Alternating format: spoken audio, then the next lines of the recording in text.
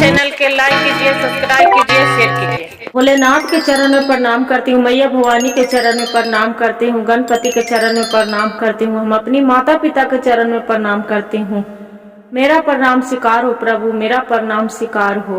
सभी देव देवी के चरण में प्रणाम करती हूँ, मेरा प्रणाम स्वीकार हो प्रभु, मेरा प्रणाम स्वीकार हो। से सोच के अलिए नीचवा गली भूलाया ऊपर से सोच के अली जे शिवा गुरु नीचवा गली भूलाय माया के बाजारिया जी शिवा गुरु हमहूँ गली भूलाया माया के बाजारिया जी शिवा गुरु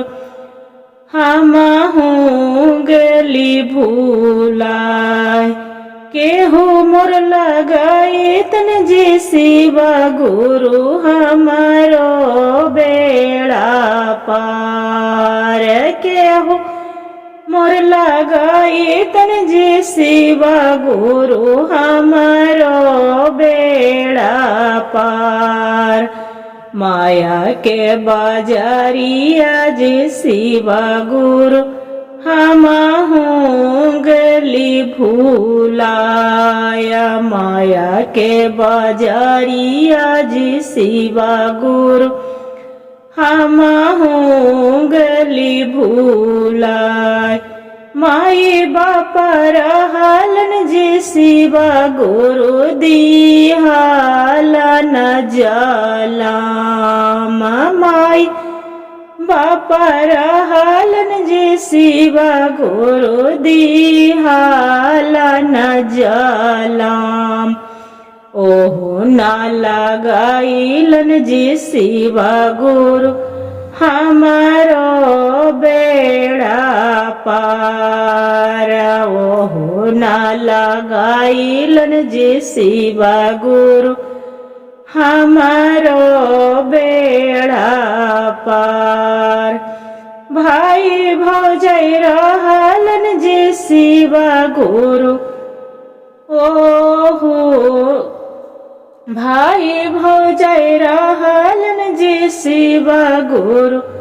बनली राखी में कलाय भाई भौजाई रहलन जी शिवा गुरु कलाइया में बनली राखी ओहो ना लगाइलन जी शिवा गुरु बहिनी बेड़ा पार ओहो ना लगाउलन जी शिवा गुरु हमारो बेड़ा पार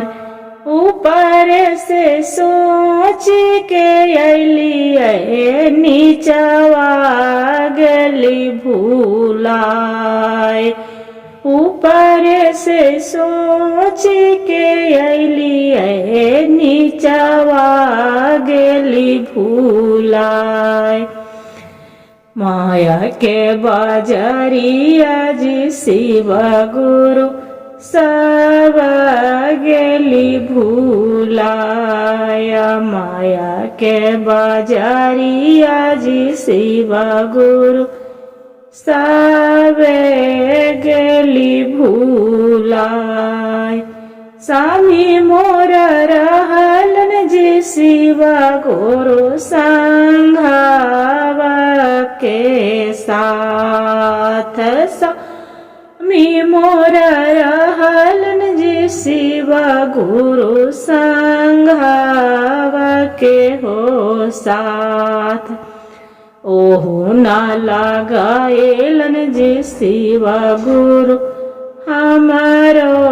बेड़ा पार ओहो ना लगाओलन जी शिवा गुरु